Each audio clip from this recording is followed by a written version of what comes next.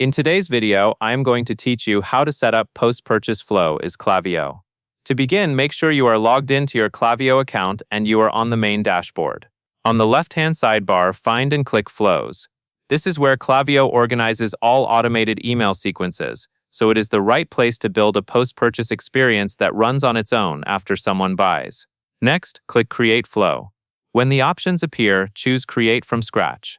Starting from scratch is helpful here because it lets you control the exact trigger and timing, which is important for post-purchase messaging.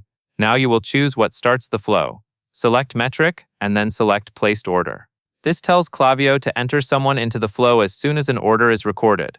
Using Placed Order is the standard choice for a thank you or post-purchase email, because it is tied directly to an actual purchase event.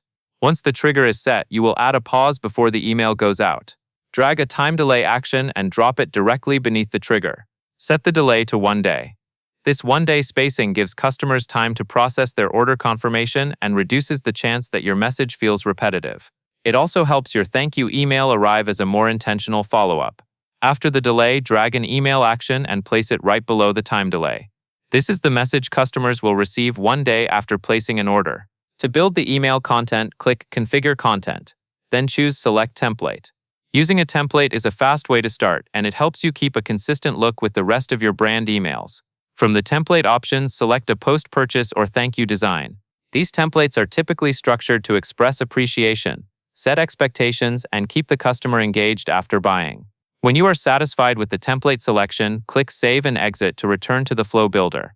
At this point, your flow is still not active. To turn it on, find the status control and switch it from draft to live. Double-check that the trigger is placed order and that the delay is set to 1 day, so the flow behaves exactly as intended once it is live.